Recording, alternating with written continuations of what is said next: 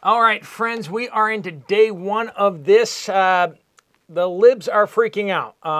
Most of them are still in shock and denial, but they're starting to get it. Just on today, there was the View with Whoopi Goldberg and Joy Behar, and let's just say the clips coming from that are just wonderful. We're going to be talking about kind of what's going on out there, what to expect next from the leftists who are, a death cult. I mean, there's no other way of putting it other than that they're a death cult. And they're going to react to this, and they're going to react strongly to this. Now, we do have some word out there that apparently Vice President Harris is expected to give President Trump a phone call sometime around 4 p.m. and then going to give a concession speech. That's what's being rumored out there. That's what they're saying. I don't know if it's true. We're going to see. And we don't know what kind of concession speech she may give. She may be like, I'm not conceding. I'm going to the courts. I don't know. But word on the street is that. So we'll share a little bit more about that. I'm cautiously optimistic. And I'm going to talk about 15 million people that went poof. It's amazing. 15 million less people voted for Kamala Harris than voted for Joe Biden. I thought this was the most important election of all time. We got a lot to talk about, friends. We do. And I'll give you some updates on where we are standing with the House and the Senate right now and what to expect over the next day or so, or hopefully a day. Might be weeks. Who knows? Let's jump into it. Welcome to the Poplar Report. I'm Steve Poplar. I'm an accountant by trade. I'm up in wonderful Pennsylvania. Red Pennsylvania. I need to get a Pennsylvania flag up here, except for the Pennsylvania flag is hideous. It's one of those blue background flags. Awful. Anyway, so we have the presidential election is over. We're still waiting for a few of the states to be called, but Trump has enough several ways. He's got Alaska's going to be in his pocket anytime now, and that's going to be enough given where we are with things. So he's got that pretty much locked down, and with more multiple avenues to the 270, that really does move us towards seeing Kamala Harris, Vice President Kamala Harris, actually give a concession speech, because it's not worth the fight. There just is no way. There's too much margin in Pennsylvania, too much margin in Georgia to really try to play games with. I think they pulled out the stops, but it just wasn't enough. So I want to thank you guys. I know some of you guys are like, hey, I don't like the guy, or it's all rigged, or you have other reasons why some of you guys were planning on not voting. And a bunch of you guys went out there and voted. So I want to thank you guys for helping us run up the numbers. It looked like the numbers were strong enough that I was hoping that we'd be able to get enough that they wouldn't be able to play games. And that appears to be where we are. Appears. Oh, I have to hedge everything these days because the world is a crazy place. But they say so the Senate is at 52 for the Republicans. Now remember, with President Trump and Vice President Vance, that gives us one. So if it was 50-50, the Republicans would still control the Senate because the Vice President is the President of the Senate. So he votes for a tiebreaker. So we have two more than what we need, and there's 5 races still outstanding. Now, I don't think we're going to sweep them all, but we may pick up 1 or 2 still to go. If that happens, great. That will expand the margin a little more. Basically, once you have over a majority, it allows you to have a few defectors not hold the whole party hostage. If you have 1 or 2 people that are just like going to hold the party hostage on votes in order to get a bunch of pork stuffed into their bills, once you have a few more people margin-wise, then you can look at them and say, go take a hike, go vote with the Democrats if you want to, and you can answer to your electorate in 6 years, and you will not get back into office. So that will give Republicans more strength there. Now, you need 60 to break the filibuster, right? But for judicial appointments, the Democrats blew up the filibuster on judicial appointments, so the Republicans said, okay, if that's how you want to play it, and that's how we got all these judicial nominees and everything like that. Now, for regular bills, there's still the 60 vote filibuster, right? Now, Kamala Harris was out there literally saying that she wanted to get rid of the filibuster. And I think it would be wise. I'm not saying that it's my cup of tea. I'm not saying it's the greatest thing ever.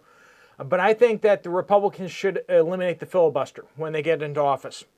I believe that they should eliminate the filibuster and start ramming stuff through. I don't know if that will take us absolutely in the right direction.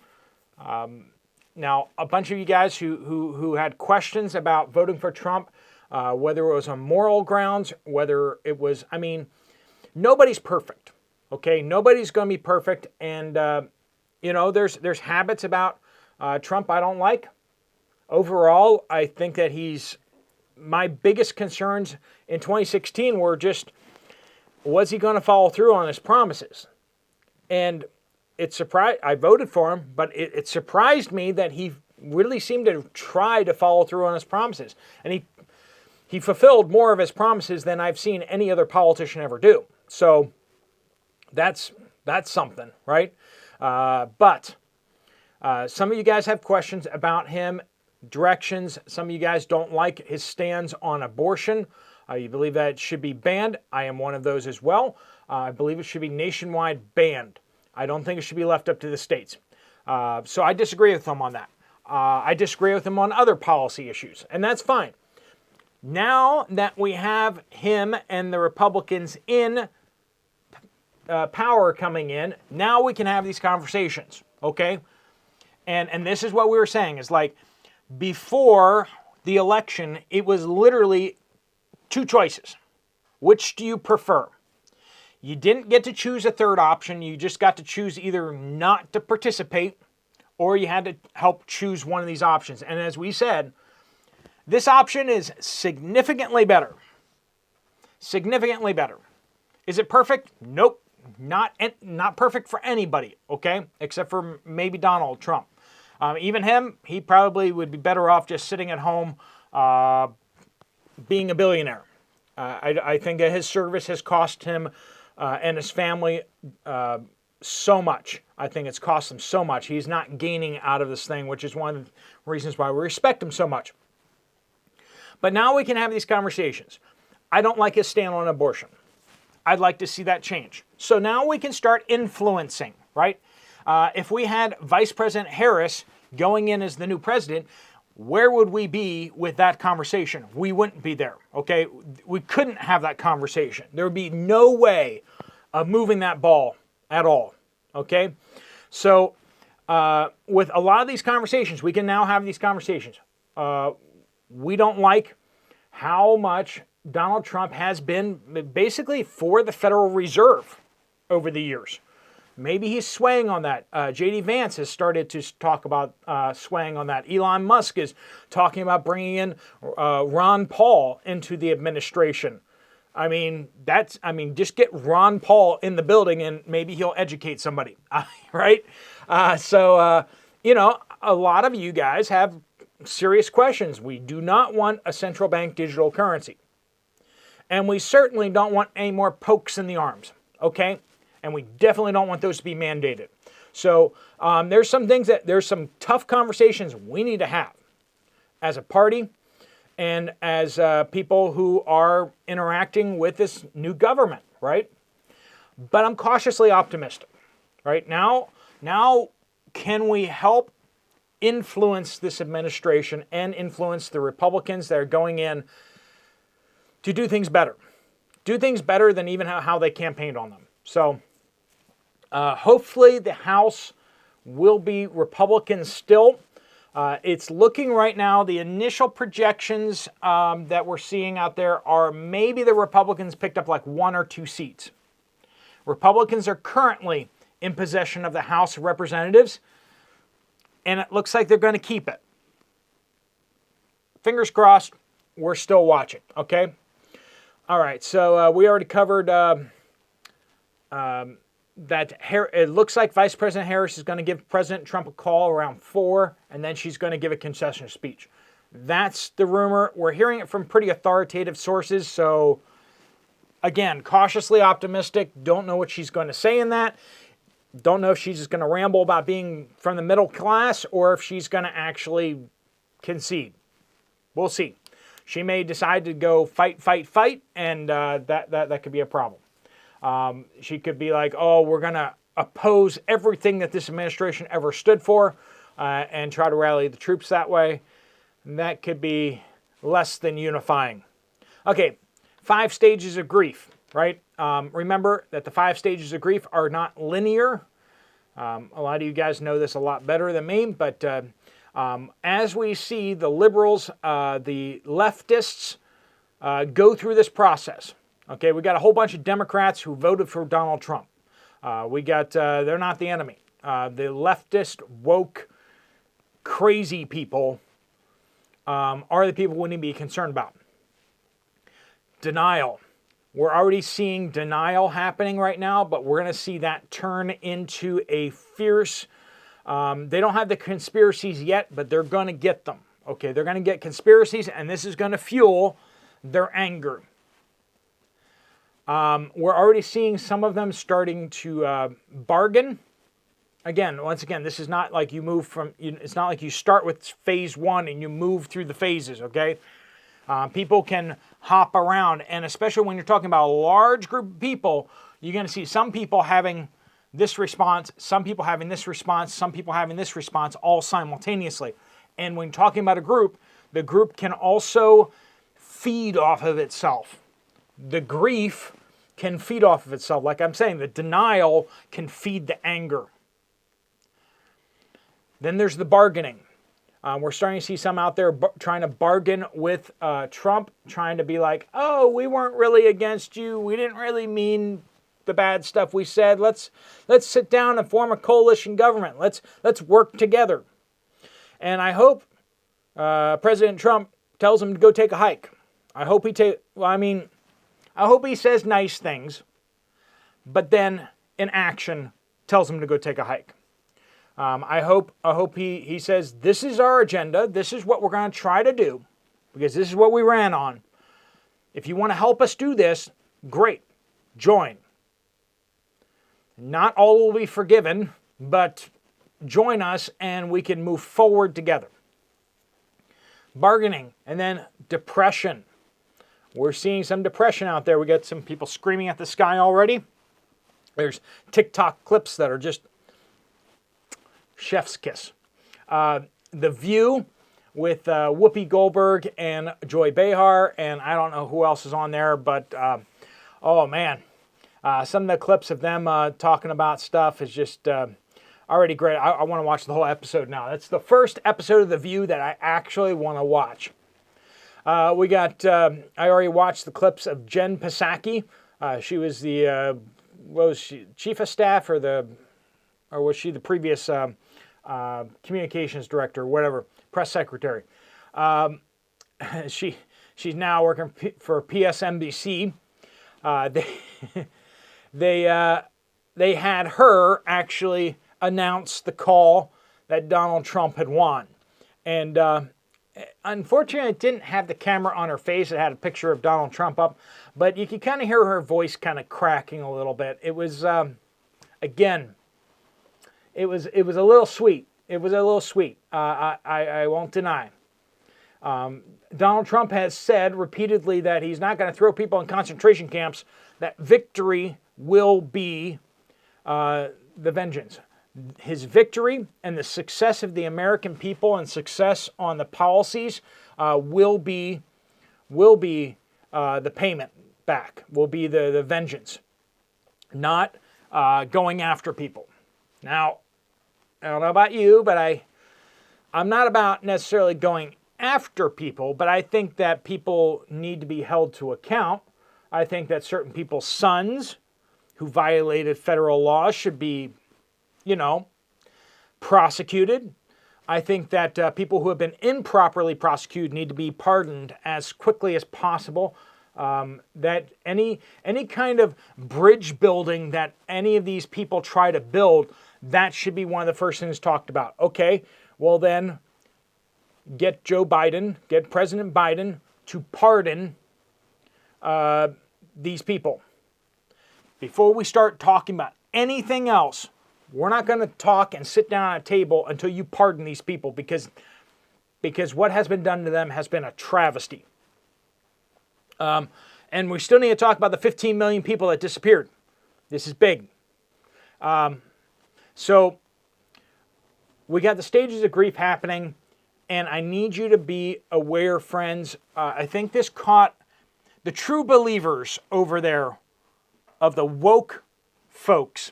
They really believed that they were going to win. They believed it. And so the ones that are truly dangerous were the true believers that believed that they were going to win. They're in shock right now. They haven't had time to process or to plan anything bad. That's rapidly changing. As the hours go by, we may start seeing people reacting destructively. I would seriously be concerned being in a public place over the next number of days and over the next week or two. If you go out to a public place, if you legally can carry, and pay attention to your surroundings. Pay attention to your surroundings. Be alert. Don't take more people than need to go on trips if possible. Okay? Please lay low. Seriously consider that. I'm not saying don't go out if you have to go out, but I was talking about this before, to get stocked up for a week or two so you don't have to go out. I fear that we will see some events over the coming days, and it's troubling. It's troubling, but I believe that the denial and the anger are going to come out in dangerous ways. So that's my opinion on it. If you disagree with me, or if you agree with me, pop it down in the comments down below. Okay, let's talk about the 15 million people who disappeared. So President Biden supposedly won 81 million votes in 2020. Vice President Kamala Harris apparently won 66 million.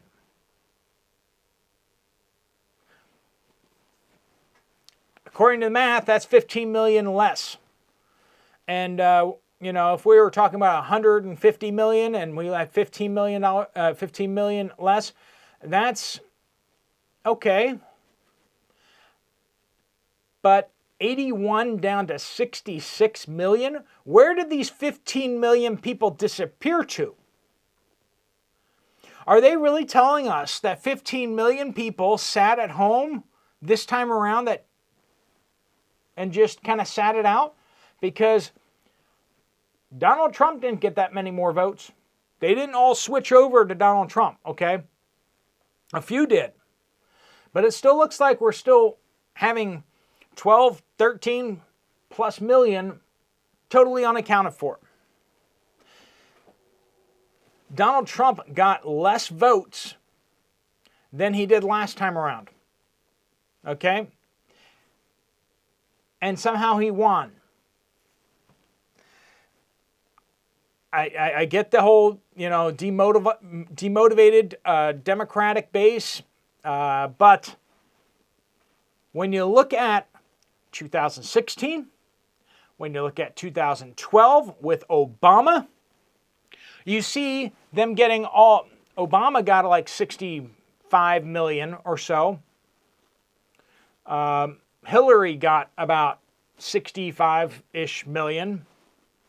And then suddenly in 2020, the guy got 81 million. And then we get to Kamala Harris, and she gets 66 million again. Which one of these data points seems to be a little bit out of place here? By about 15 million votes. That is a significant outlier. When you talk about statistically, you would start using words like impossible. Statistically impossible. So we ask once again, where do these 15 million people go? Some people speculating that they re-died. But it sure looks like suspicious things were afoot in 2020. And questions need to be asked because numbers tell the truth. Okay? Statistics, you can fudge the numbers, you can make up numbers, but when you look at actual numbers and tie them to actual data points, they'll speak the truth. And friends, more people are looking at those numbers and going, it doesn't make sense at all. It doesn't make sense at all. There's no way to excuse away those numbers from 2020, except to see that there was a massive, massive scam. All right, friends, we're going to be talking about that more and more as we go by, but there's a reason why we're not allowed to talk about it directly, just like we're not allowed to talk about the pokies. We're not allowed to talk about other things that are sacred to the left. And if you want to know where the skeletons are buried, they're buried in the topics and conversations that you're not allowed to have. I promise you that. All right, friends, let me know what you guys think down in the comments down below. Hopefully you guys are having a good day. If you hop on X, Twitter, it's kind of a bit of a party over there, and people sharing TikTok clips and stuff like that of people freaking out and all sorts of stuff. We're probably going to get a whole lot more of those. We're probably going to have some marches coming up soon. Probably want to stay away from those as well. Please keep your head on a swivel if you go out into any kind of populated places. Try to limit your travel as much as possible. Get to work, get back from work. Even stores and stuff like that could be places that might be more dangerous now than what they were last week or what they will be in a few weeks. All right, friends, thanks so much for watching. Thanks so much for being a part of this. And for those of you who voted, thank you so much for getting out there and voting. And if you want to check out another video from this channel, there's one right up here. I'll see you over there, or I'll see you guys later. Steve Poplar, The Poplar Report, out.